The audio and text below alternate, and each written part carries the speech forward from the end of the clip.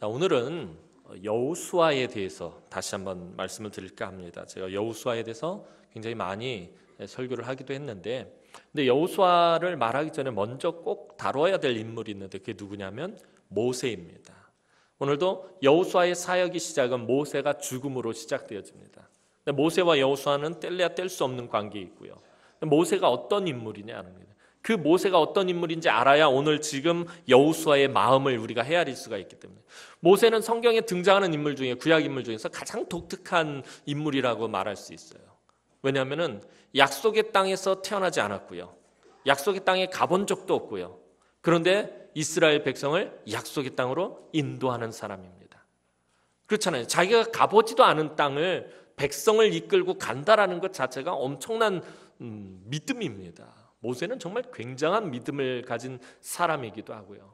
그 당시에 애굽이라는 세계 대제국의 모든 학문을 통달한 사람이었고요. 생긴 것도 준수해서 그 어머니 요게벳이 어떻게 해서든지 살려보려고 하고 아주 잘생겼던 사람이기도 하고요. 능력이 탁월했던 사람이고요. 또 애굽의 차기 대권 주자 중에 한 사람이기도 했고요. 모든 면에서 정말 뭐 하나 빠지지가 않는 아주 대단한 사람이기도 합니다. 또 그는 하나님의 능력으로 혈혈단신으로 세계 대제국인 애굽과 1대1로 맞짱을 뜨는 사람이기도 했고요. 애굽의 바로와 대항해서 싸운다라는 것 자체가 이 당시에는 상상도 못할 일이었어요. 그리고 또 혼자서 바로에게 맞서서 싸웠던 사람이기도 하고요. 그리고 이스라엘의 수백만 명의 그 사람들을, 백성들을 애굽에서 탈출시키고 이끌어낸 사람이기도 합니다. 지금도 여러분도 생각해 보시기 바랍니다. 수백만, 한 200만 명 정도 됐다라고 학자들이 이야기하는데 200만 명의 사람을 지금도 어느 곳에서 이끌어낸다라는 것이 쉬운 일이 아닙니다. 그렇죠? 양식도 필요하고요, 마실 물도 필요하고요, 또 여러 가지 것들이 필요합니다. 그런데 그 애굽이라는 세계 대제국, 그 속에서 노예 생활을 하고 있었던 이스라엘 백성 200만 명을 이끌어낸 사람이기도 하고요. 아주 용맹하게 1대1로 맞서는 그런 모습은 마치 삼국지에서 보면 장비라는 유비의 그 막내 동생인데 아주 용맹하기가 그지없는 장수죠. 장판교에서 뒤쫓아오는 이 조조의 군대를 혼자서 맞서서 무찔렀던 그런 장비의 아주 그런 용맹함을 모세에게서 찾아볼 수 있고요. 또 관우가 어떤 사람입니까? 관우는 자기 주인 유비를 향한 절개와 의리와 충성이 대단한 사람입니다. 하나님을 향한 그 의리와 절개와 충성이 대단했던 사람이 모세이기도 하고요. 또 유비는, 삼국지로 제가 좀 이렇게 비유해서 이야기하는데, 유비는 어떤 사람입니까? 그 백성들을 사랑하고 백성들에게 인애를 베푸는 게 아주 그지없었던 사람인데, 모세는 어떤 사람이에요? 그 이스라엘 백성들을 정말 끔찍하게 사랑했던 사람입니다. 얼마나 40년 동안 모세의 속을 박박 썩였습니까? 모세가 정말 눈물이 가실 날이 없었고 그가 한숨이 멎을 날이 없을 정도로 늘 모세의 가슴에 못 박고 늘 모세 앞에서 패역한 일을 했던 그 이스라엘 백성들, 한 번이라도 미워해 볼 만할 텐데 한 번도 그 백성을 미워한 적이 없어요. 늘 하나님 앞에서 중보해서 이 모세의 중보 기도 때문에 이스라엘 백성들이 멸절당하지 않은 적이 얼마나 많은 적이 많습니다. 하나님께서 진노하셔서 이스라엘 백성들을 다 진멸하시고 모세를 통해서 새로운 민족을 만드시겠다라고까지 말씀하실 정도로 패역한 그 이스라엘 백성들을 위해서 하나님 앞에 늘 눈물로 엎드려 기도했던 사람이 모세입니다. 그럼에도 불구하고 딱 한 번 하나님의 거룩하심을 드러내지 못함으로 그 약속의 땅을 들어가지 못한 비운의 인물이기도 합니다. 어쨌든 이런 모세가 40년 동안 이스라엘 백성들을 위해서 정말 몸과 마음과 정성을 바쳐서 이끌어오는데 그 40년을 그 옆에서 여호수아가 지켜봤어요. 여호수아도 애굽에서 태어난 사람입니다. 애굽에서 출애굽을 경험했고요. 그 모세와 함께 이스라엘 백성들을 이끌고 광야에서 40년을 유리하기도 하고요. 이제 그 모세를 바라보며 또 이스라엘 백성들을 바라보면서 40년을 지켜왔던 그 여호수아가 이제 모세의 뒤를 이어서 지도자가 되었습니다. 얼마나 그 마음에 부담이 많고요, 얼마나 그 마음에 걱정과 근심과 염려가 많았겠습니까? 오죽했으면 오늘 본문에서 하나님께서 여호수아에게 계속해서 언급하고 있는 것이 무엇이에요? 강하고 담대하라. 내가 너와 함께 하겠다라는 거예요. 왜 이렇게 하나님께서 계속해서 거듭 이 말씀을 하시는 것일까요?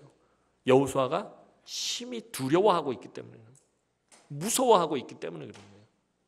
우리가 생각할 땐 여호수아와 같은 사람이 어떻게 두려워할까, 무서워할까 그러겠지만 오늘 여호수아서 1장부터 해서 3장까지 뒤를 계속 살펴보면요, 여호수아가 근심하고 걱정하고 두려워하고 무서워서 떨고 있는 모습을 보게 된다는 거예요.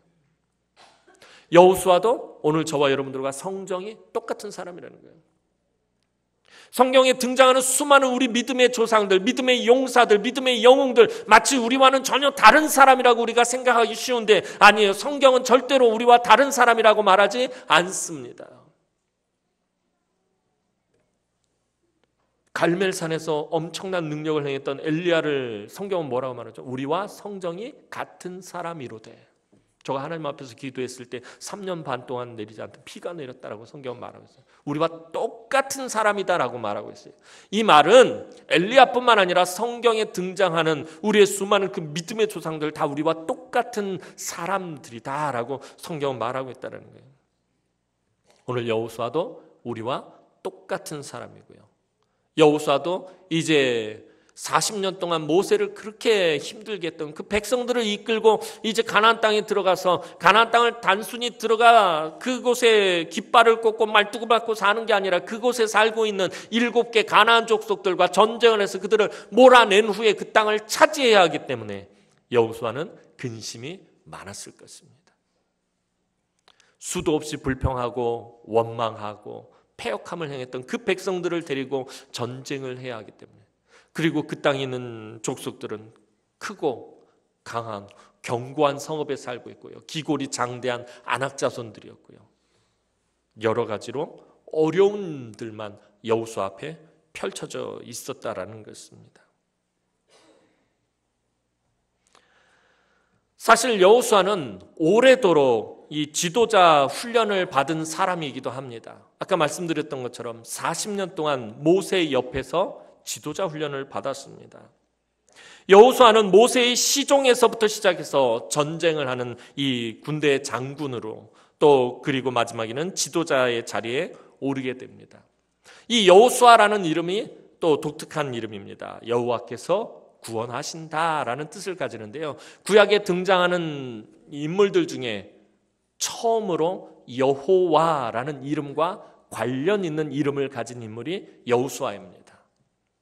하나님과 관련된 엘이라는 그런 이름이 붙은 사람들은 많지만 여호와라는 그 하나님의 이름과 관련된 첫 번째 인물이 여호수아이다라는 것입니다. 1장 1절에서 여호수아를 모세의 수종자 눈의 아들 여호수아라고 소개하고 있습니다. 여호수아를 소개하면서 앞에 그를 설명하는 말로 수종자라는 말을 붙이고 있습니다.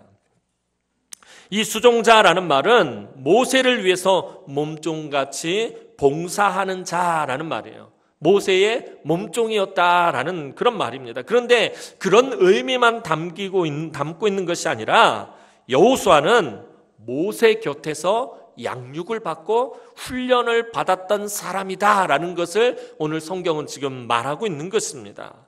여호수아는 모세의 수종자로 40년 동안 훈련을 받으면서 하나님께 순종하는 법과 하나님의 백성들을 사랑하는 법을 모세에게 배웠다라는 것입니다.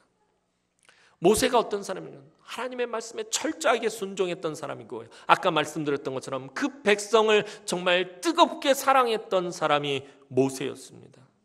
정말 저 같으면 지지리도 말을 안 듣고 속 썩이는 그 이스라엘 백성들을 포기할 법도 하고 그냥 손을 떼겠습니다라고 그렇게 말할 법도 한데 40년 동안 한 번도 이 모세는 그 백성들을 포기한 적이 없고요, 그 엉망진창인 사람들을 모세는 한 번도 그들에게서 손을 떼려고 했던 적이 없었다라는 것입니다. 그 모세에게서 여호수아가 배운 것이 무엇입니까? 백성을 사랑하는 법을 배웠을 것입니다.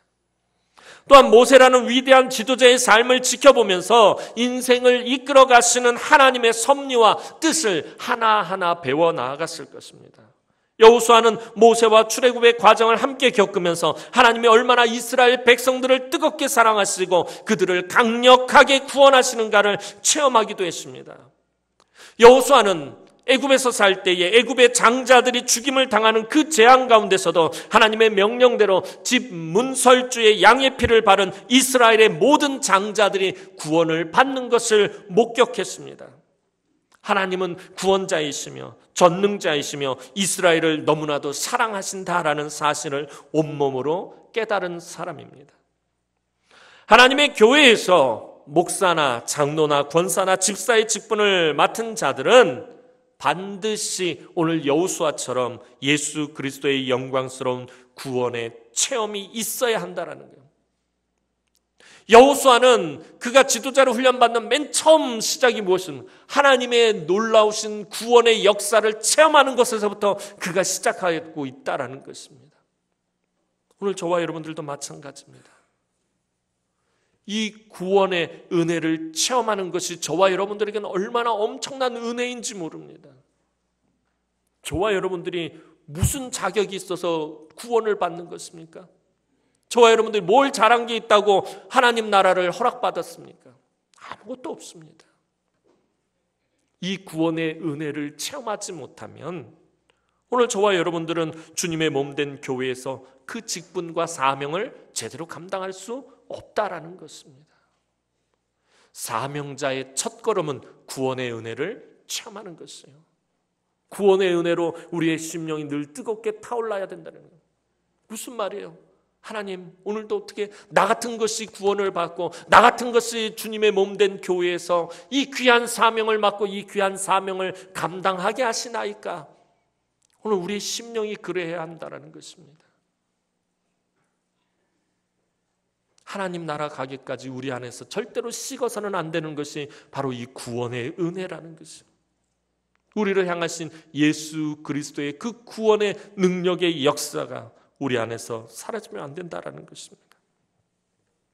여호수아는 오랜 세월을 견뎌내면서 전쟁을 이끌어갈 수 있는 장군으로도 훈련을 받았습니다. 르비딤에서 아말렉과 전쟁을 할 때 여호수아는 처음으로 백성을 이끌고 나가는 장군의 역할을 감당했습니다. 이스라엘이 민족 단위를 이룬 다음에 처음으로 치르는 전쟁이 르비딤에서 아말렉과의 전쟁이었습니다. 그때의 백성들을 이끌고 나간 사람이 여호수아입니다. 이때도 역시 여호수아도 매우 두렵고 떨리는 마음으로 나아갔을 것입니다. 왜요? 이스라엘 백성들이 싸움을 잘하는 군대가 아니었습니다. 훈련을 받은 군사들이 없었기 때문입니다. 무기도 없었어요. 이에 반해서 아말렉은 철기 문명을 보유하고 있었고 강력한 군대를 보유하고 있었고 무기와 방어구를 가지고 있었던 싸움에 아주 능한 호전적인 민족이었습니다. 이때도 두렵고 떨리는 마음으로 여호수아는 전쟁에 나아갔을 것입니다. 그런데 그때 모세가 산 위에서 손을 들고 기도합니다. 모세의 손이 올라가면 싸움에서 이기고 손이 내려오면 싸움에서 밀립니다. 결국 아론과 훌이 모세의 양손이 내려오지 않게 옆에서 잡아주었고 이스라엘 백성들은 아말렉과 싸워서 이겼습니다. 그때 여호수아는 전쟁에서 이기고 지는 것은 사람에게 달려있는 것이 아니라 전능하신 하나님께 달려있다라는 그 진리를 발견했을 것입니다. 여호수아는 하나님의 손길이 함께할 때 반드시 승리한다. 우리에게 필요한 것은 살아계신 하나님을 향한 신뢰와 믿음 그리고 하나님을 향한 전적인 헌신이다라는 그 사실을 체험하면서 하나님의 군대의 장관으로 훈련을 받았습니다. 여호수아는 또한 한편으로는 적극적이고 진취적인 믿음의 소유자이기도 했습니다. 하나님께서 주신 비전과 목표는 반드시 성취된다라는 것을 잘 알고 있었습니다. 전능하신 하나님께서 함께 하실 때 정복하지 못할 땅은 없습니다. 이것은 여호수아를 통해서 배우게 되는 가장 중요한 교훈입니다. 아무리 난공불락의 요새라 할지라도 하나님이 함께 하신다면 점령하지 못할 곳이 없습니다. 이제 여호수아가 처음 하나님께 받은 명령은 이스라엘 자손에게 주시겠다고 약속하셨던 젖과 꿀이 흐르는 그 땅, 바로 가나안 땅을 향해 가라라는 명령이었습니다. 2절 말씀 보면 내 종 모세가 죽었으니 이제 너는 이 모든 백성과 더불어 일어나 이 요단을 건너 내가 그들 곧 이스라엘 자손에게 주는 그 땅으로 가라. 그 땅으로 가라라고 오늘 여호수아에게 처음으로 하나님께서 명령하십니다. 여호수아는 하나님께서 반드시 이루어 주실 것이라는 믿음으로 그 목표를 향해서 달려갑니다. 그렇다면 하나님이 올해에 우리에게 주신 명령은 무엇입니까? 또 여러분들 평생에 하나님께서 주신 명령은 무엇입니까? 오늘 하나님께서 우리에게 주신 명령, 즉 우리에게 주신 사명이 무엇인지 우리 이것을 분명히 해야 한다는 거예요. 신앙생활하면서 그냥 교회만 왔다 갔다 하는 것이 아니라 그저 주일날 와서 예배만 한번 드리고 가는 것이 아니라 하나님이 오늘 나에게 주신 사명, 오늘 나와 내 자녀들에게 주신 꿈과 비전이 무엇인지 그것을 분명히 해야 한다는 것입니다. 오늘 여호수아의 사역은 바로 거기서부터 시작하고 있기 때문에 가나안 땅으로 가라라는 거죠.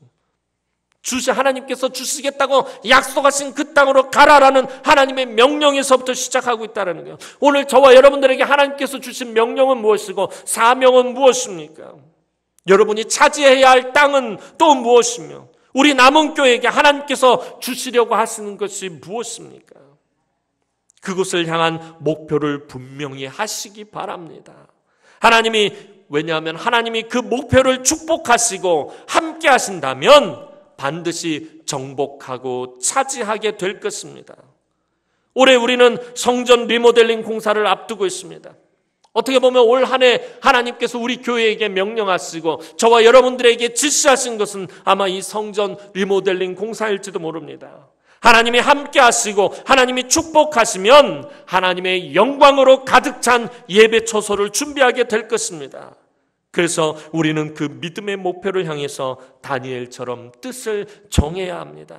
하나님께서 우리 교회에 주신 사명을 위해서 내가 해야 할 일은 무엇인지 다니엘처럼 뜻을 정해야 한다라는 것입니다.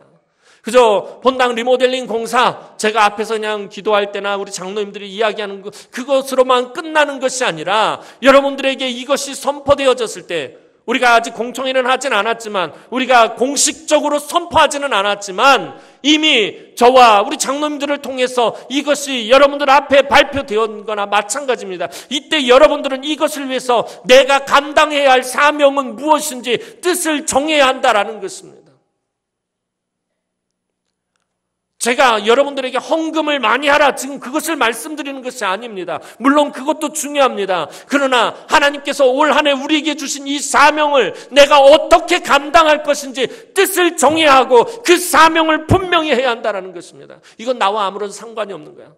내가 원하지 않았으니까, 내가 동의하지 않았으니까 이것이 아닙니다. 이스라엘 백성들에게 하나님께서 가나안 땅을 약속하시고 그것을 명령하시고 지시하셨을 때 백성들이 이건 나와 동의한 것이 아니야, 이건 내 뜻과 달라 그러면서 그것에서 벗어나 있습니다. 그렇지 않았다라는 것입니다.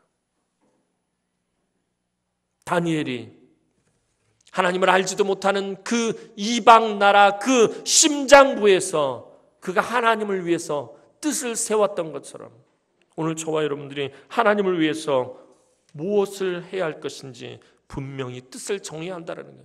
그래서 올 연초부터 제가 교회 표어를 그렇게 정한 것입니다. 다니엘처럼 뜻을 정하라. 단순히 본당 리모델링 공사만 놓고 말하는 것이 아닙니다.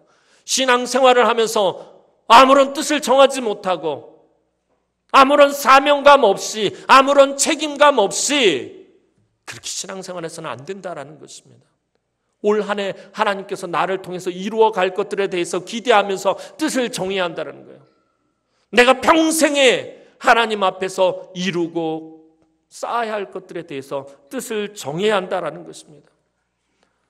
우리 연세가 많으신 어르신들은 아유 목사님이 내가 이제 요단강 건너갈 날이 얼마 안 남고 하나님 앞에 갈 날이 얼마 안 남았는데 무슨 뜻을 정합니까? 하나님은 그럼에도 불구하고 여러분들이 뜻을 정하기를 원하신다라는 것입니다. 여러분들이 나중에 하나님 앞에 갔을 때 하나님 내가 마지막까지 하나님께서 나에게 맡겨주신 사명, 하나님 나에게 주신 그 사명을 감당하다가 내가 하나님 앞에 왔습니다라고 여러분들 당당하게 말씀하실 수 있어야 한다라는 것입니다. 하나님 그냥 주일날 예배만 왔다 갔다 하다가 내가 예배는 열심히 드리다가 왔습니다. 이것이 아니라 하나님, 내가 내 힘에 지나도록 하나님, 내가 나의 모든 것을 바쳐서 하나님 나에게 주신 사명 감당하다가 하나님 앞에 왔습니다. 여러분들 그렇게 하나님 앞에 가서 고백하는 우리 남흥의 권속들이 되기를 소원합니다. 이제 하나님께서는 이스라엘 백성들이 가나안 땅을 차지하기 위해서는 먼저 마음의 준비가 필요하다라는 사실을 아셨습니다. 하나님 무조건 가라고 말씀하시는 것이네요.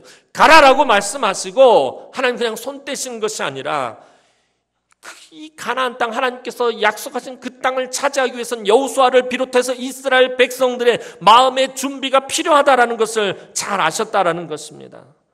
여호수아는 큰 믿음의 사람이었고 오래도록 훈련된 사람이었지만 아까 말씀드린 것처럼 두려운 마음이 드는 연약한 사람이기도 했다라는 것입니다. 저와 여러분들과 똑같은 사람이었다라는 것입니다. 큰 일을 앞에 두면 걱정이 앞서고 염려가 앞서고 근심이 앞서는 그런 사람이었다라는 것입니다. 우리와 성정이 똑같은 사람이었습니다. 그가 두려워하고 있다고, 그런데 하나님께서 여호수아를 책망하지 않으셨다라는 것입니다. 하나님께서 야단치지 않으셨다라는 것입니다. 오히려 그를 축복하시고 그를 격려하고 계시다라는 것입니다. 오늘 저와 여러분들이 큰 일을 앞두고 여러분들의 삶 가운데서 사명을 감당하든지 혹은 여러분들이 삶 가운데서 시험과 걱정과 근심과 염려와 환난과 고통의 모든 일을 만나서 여러분들이 근심하고 걱정하고 염려한다고 하나님이 여러분들을 책망하지 않으신다라는 것입니다. 오히려 하나님은 여러분들을 격려하시고 여러분들을 축복하신다라는 것입니다. 오늘 본문 말씀 그 어디에서도 하나님께서 여호수아를 책망하지 않았습니다. 오히려 계속해서 그를 격려하시고 오히려 계속해서 그를 축복하고 계시다는 거예요. 강하고 담대하라, 내가 너와 함께 하겠다라고 하나님 계속해서 여호수아에게 말씀하고 계시다라는 것입니다. 6절에서 강하고 담대하라라고 말씀하십니다. 다시 7절에서 오직 극히 강하고 담대하여라고 말씀하고 있습니다. 하나님 계속해서 또 9절에서도 내가 네게 명령한 것이 아니냐, 강하고 담대하라, 두려워하지 말며 놀라지 말라라고 하나님 격려하시고 여호수아를 축복하고 계십니다. 만약 여러분이 삶 가운데서 크고 중하고 힘들고 어려운 일을 앞두고 있다면 먼저 마음을 강하게 하고 담대하시기 바랍니다. 두려운 마음이나 낙심된 마음으로는 아무것도 할 수가 없습니다. 마음에 근심과 염려가 있고 원망과 두려움이 있으면 결코 하나님의 놀라운 일들을 이룰 수 없습니다. 도무지 우리 힘으로 해결할 수 없는 태산 같은 문제로 걱정 가운데 있다면 우리가 먼저 해야 할 일은 강하고 담대한 마음을 위해서 하나님께 기도해야 합니다. 정신을 차리지 못하고 마음이 무너지면 모든 것이 무너지게 되어 있어요. 우리의 마음이 무너지면 다른 것 다 무너지게 되어 있다는 거예요. 그러니까 오늘 하나님께서 여호수아에게 계속해서 하시는 말씀이 뭐예요? 너는 마음을 강하고 담대하게 하라는 것입니다. 여러분들 삶에 여러 가지 어려움들과 문제들과 근심과 걱정과 염려거리가 있을지라도 여러분들 마음을 강하고 담대하게 하시기 바랍니다. 그런 열악한 삶의 형편과 처지와 상황에 여러분들의 마음을 빼앗기지 마시기 바랍니다. 그렇다면 어떻게 해야 마음을 강하고 담대하게 할 수 있는 것입니까? 먼저 하나님이 우리를 부르신 목적이 무엇인지 분명히 알아야 한다는 것입니다. 우리의 마음이 강하고 담대해지려면 하나님이 왜 나를 부르셨는지, 하나님이 왜 나에게 이런 사명을 주셨는지, 하나님이 왜 나 같은 것을 구원하셨는지 우리가 이것을 분명히 알아야 한다는 것입니다. 그리고 하나님께서 우리에게 사명을 맡기셨을 뿐만 아니라 오늘 여호수아에게 하시는 말씀이 뭐예요? 끊임없이 하시는 말씀이에요. 명령하시고 사명을 주시고 비전을 주시고 끝나는 것이 아니라 함께 해주신다라는 것입니다. 오늘 저와 여러분들에게 사명을 주시고 하나님께서는 반드시 함께 해주신다라는 것입니다. 그것을 알게 될 때 우리는 마음을 강하게 할 수 있는 것입니다. 하나님 나에게 사명을 주셨구나. 그리고 사명만 주신 것이 아니라 나와 함께 하시는구나. 이것을 알아야 우리의 마음이 강하고 담대해진다라는 것입니다. 우리가 단 한 번밖에 없는 내 인생을 통해서 하나님께서 이루시고자 하시는 일이 무엇인지 하나님께 물으시고 부르실 때 순종하며 나아가시기 바랍니다. 그때 하나님께서 놀라운 능력과 추진력을 우리에게 주실 것입니다. 또한 하나님께서 말씀으로 확신을 주실 때 다른 사람들이 어떻게 말하고 평가하든지 사람의 말에 귀를 기울이지 마시기 바랍니다. 사람들은 자신들의 좁은 이 관점에서 안 될 것이라고 말하고 부정적으로 말하며 두려움을 우리에게 줄 것입니다. 그러나 걱정하거나 두려워하지 마시기 바랍니다. 전능하신 하나님이 우리와 함께 하십니다. 그분이 우리에게 그 사명을 맡기신 하나님이고요, 우리에게 소망을 주신 하나님이시고요, 우리의 자녀들에게 꿈과 비전을 주신 하나님이십니다. 우리를 향하신 하나님의 신실하신 말씀의 선포에 귀를 기울이시고 신뢰하시기 바랍니다. 하나님께서는 새로운 사명을 맡기시기 전에 먼저 마음을 준비하기를 원하십니다. 하나님께서 가나안 정복을 앞에 둔 여호수아의 마음을 강하고 담대하게 준비시키셨습니다. 5절에서 하나님은 이렇게 분명히 말씀하십니다. 네 평생에 능히 너를 대적할 자가 없으리니 내가 모세와 함께 있었던 것 같이 너와 함께 있을 것입니다. 내가 널 떠나지 아니하며 버리지 아니하리니라고 하나님 분명히 말씀하십니다. 하나님께서는 여호수아에게 하나님이 함께 하시는 임마누엘의 축복을 주시겠다라고 약속하셨습니다. 그런데 이 말씀은 하나님께서 여호수아에게만 주신 말씀이 아니라 원래 누구에게 해주셨던 약속의 말씀입니까? 모세에게 해주셨던 약속의 말씀입니다. 모세의 삶 속에서 그리고 이 약속은 이루어졌습니다. 그런데 하나님께서 이제 여호수아에게도 동일한 축복을 약속하신 것입니다. 그리고 그 말씀은 여호수아의 삶에서도 그대로 이루어졌습니다. 또한 하나님은 오늘 우리에게 다시 동일한 약속을 하고 계십니다. 그리고 그대로 동일하게 이루실 것입니다. 내가 모세와 함께 있었던 것 같이 여호수아 너와 함께 하겠다라고 하시는 말씀은 다시 말하면 무슨 말씀입니까? 모세와 함께 했듯이 여호수아와 함께하고 여호수아와 함께 했듯이 오늘 너희와 함께 하겠다는 거예요. 오늘 저와 여러분들과 함께 하시겠다라고 하나님 동일한 약속을 주시는 것입니다. 9절 말씀을 보면 네가 어디로 가든지 네 하나님 여호와가 너와 함께 하느니라 라고 말씀하십니다. 오늘 저와 여러분들에게 있어서 가장 큰 축복이 무엇입니까? 저와 여러분들이 이 땅 가운데서 살아가면서 누릴 수 있는 가장 큰 축복은 물질의 복도 아니고 명예의 복도 아니고 부귀 영화 권세도 아니고 하나님이 함께 하시는 것입니다. 내가 삶의 어떤 형편과 어떤 처지와 어떤 상황 가운데 있을지라도 하나님이 나와 함께 하시는 바로 그것이 가장 큰 복인 것입니다. 하나님이 함께 하셨을 때 거대한 홍해가 갈라졌습니다. 하나님이 함께 하셨을 때 반석에서 생수가 흘러넘쳤습니다. 하나님이 함께 하실 때에 하늘에서 양식이 내려왔습니다.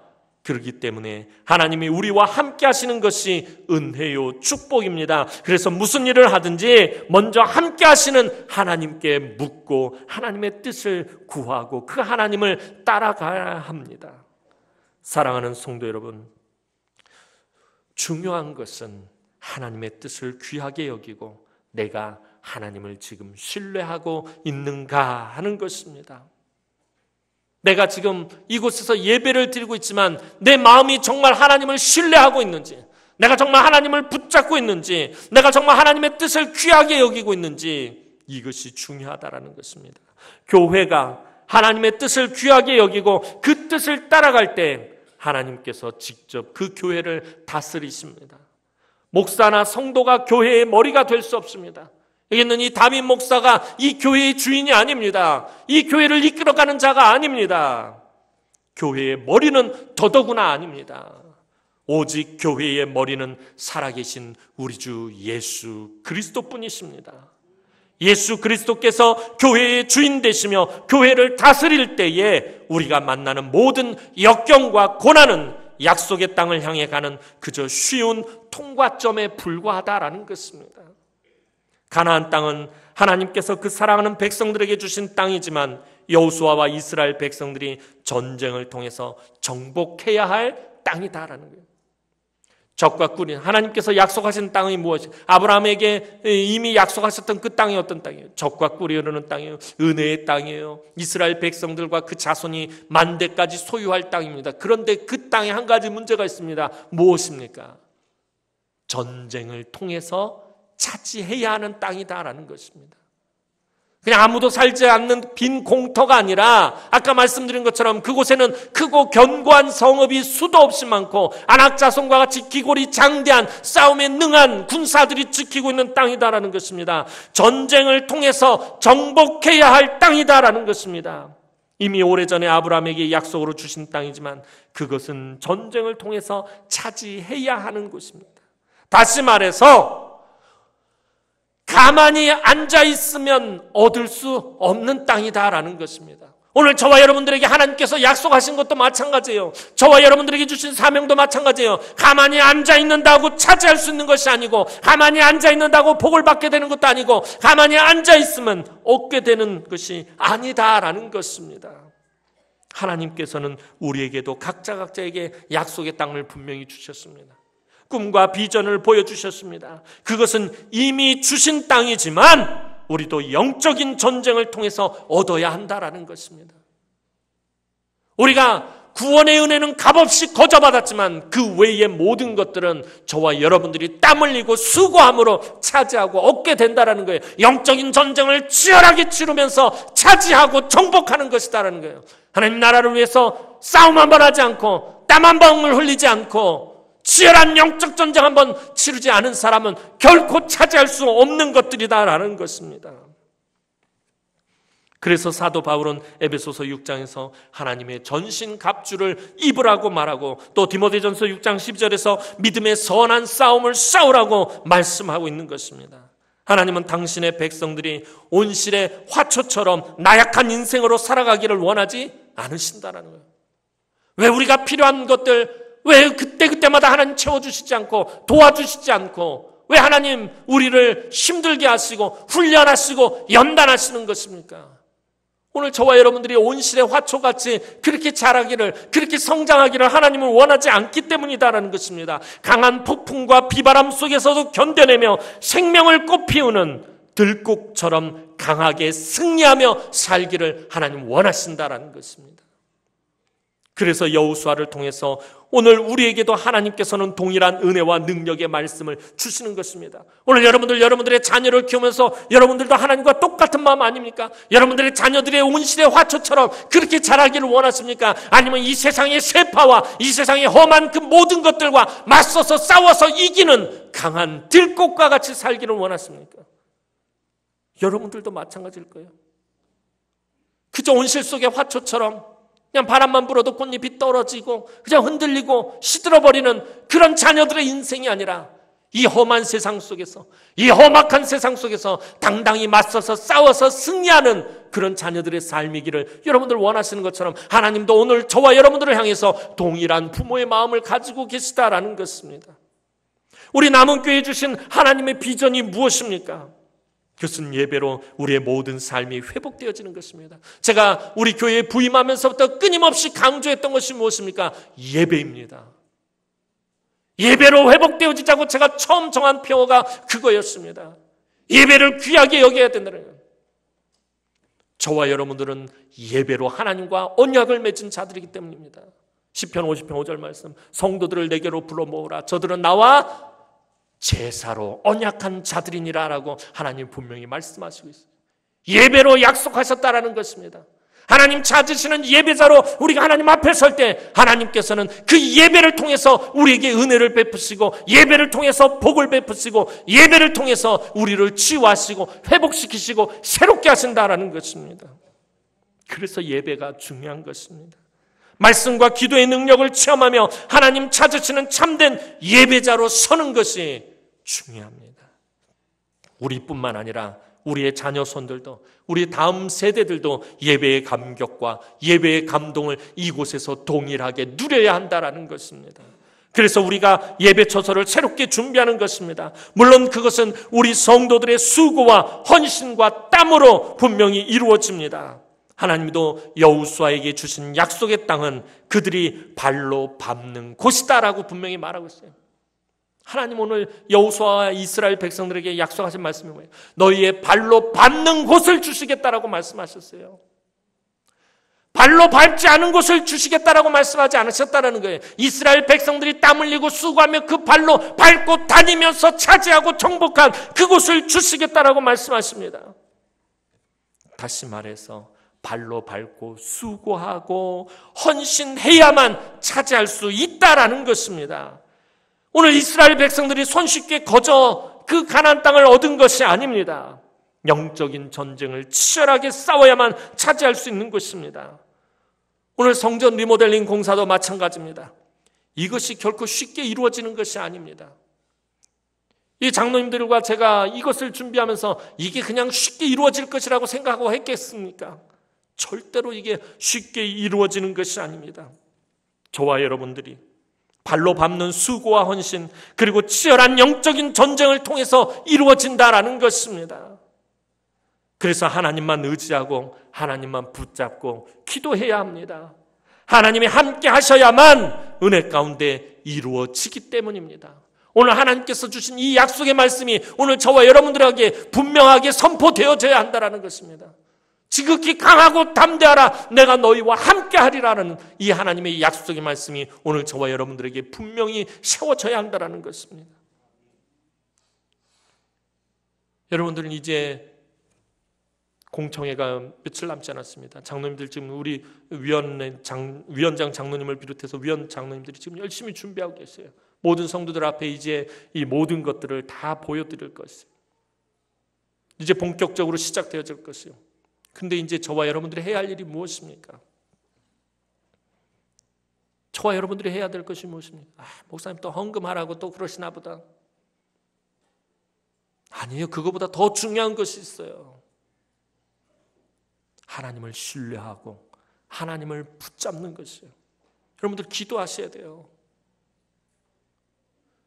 본당 리모델링 공사 장로님들과 저마냥 목이 터져라 이야기하면 무슨 소용이 있습니까? 여러분들 모여서 기도하셔야 돼요. 우리 권사님들 이제 릴레이 금식도 하시고 릴레이 기도도 하시고, 우리 권사님들 뿐만 아니라 여전도회 남전도회를 비롯해서 온 교회가 이 일에 여러분들 힘을 다해야 한다는 것입니다. 이건 영적인 전쟁이기 때문에 여러분의 발로 밟아야 된다는 거예요. 한 사람도 이 일에서 빠져서는 안 된다는 것입니다. 그래도 우리가 하나님 앞에 갔을 때 우리 앞선 선배들이 이 성전 건축하느라고 피땀 흘려가면서 수고했어요. 그 뒤를 잇는 우리들은 성전을 다시 짓는 건 아니지만 이 성전을 새롭게 함으로 하나님 앞에 새로운 예배자로 서고자 싶은 그 마음으로 이 성전을 새롭게 준비하고 나중에 하나님 앞에 갔을 때 저와 여러분들이 동일하게 고백해야 될 것 아니겠습니까? 하나님, 그래도 하나님의 성전을 새롭게 하는데 내가 수고하고 땀 흘리다 왔습니다. 이 말이라도 해야 될 것 아닙니까? 아무것도 한 것이 없습니다. 하나님.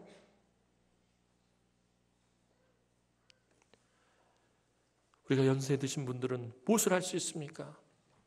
기도하시면 됩니다. 이 일에 하나님의 은혜의 역사들이 이루어지도록, 악한 영의 세력이 방해하지 못하도록, 사단이 우리의 마음을 흐트리지 못하도록 여러분들 기도하시면 되는 거예요. 물질로 헌신하실 수 있는 분들은 물질로 헌신하시고, 기도로 헌신하실 수 있는 분들은 기도로 헌신하시고, 각자에게 하나님 주신 사명대로 헌신하면 된다는 거예요. 하나님 나에게 주신 그 힘과 능력대로 그렇게 감당하면 된다는 것입니다. 근데 무엇보다도 중요한 건 기도해야 한다는 거예요. 교회 전체가 살아서 뜨겁게 기도해야 된다는 거예요. 사단이 얼마나 방해하겠습니까? 오늘 우리가 아름다운 예배 처소를 만들고 그곳에서 하나님을 찬양하고 예배하고 경배하는 그것을 사단이 가만히 바라보겠습니까? 오늘 가나안의 7개 족속처럼 결속하고 사단의 세력이 우리를 방해하려 들 것입니다. 여러분들 깨어서 기도할 때입니다. 하루의 시간을 정해놓고 다니엘처럼 뜻을 정하고 기도하시기 바랍니다. 오직 하나님의 은혜 가운데 모든 성도들이 합력하여 뜻을 이루도록, 우리가 알거니와 사랑하는 자들 곧 그의 뜻대로 부르심을 받은 자들에게는 모든 것이 합력하여 선을 이루느니라. 이 역사가 우리 가운데 이루어지도록 여러분들 기도하시기 바랍니다. 이제 여러분의 마음을 여호수아와 같이 강하고 담대하게 하시기 바랍니다. 그 약속의 땅을 차지하기 위해서 전진하시기 바랍니다. 여호수아와 이스라엘 자손들에게 약속하신 것처럼 하나님은 오늘 우리에게도 동일한 약속의 말씀을 주셨습니다. 너와 함께 하느니라. 하나님이 우리와 함께 하시며 약속의 지경을 차지하고 정복하게 하실 것입니다. 예배 처소를 새롭게 준비하게 하시며 예배를 통해서 우리의 모든 것이 회복되어지게 하실 것입니다. 새로운 예배 처소에서 새로운 은혜와 복을 누리게 하실 것입니다. 이제 모든 성도들이 강하고 담대한 마음으로 기도하며 이 큰 역사를 모두가 동참하여 하나님의 크신 은혜와 능력과 축복의 역사를 체험하는 사랑하는 주의 귀한 우리 남흥의 권속들이 되기를 주님의 이름으로 축원합니다. 기도드리겠습니다. 사랑과 은혜가 많으신 아버지 하나님, 은혜와 사랑을 진심으로 감사를 드립니다.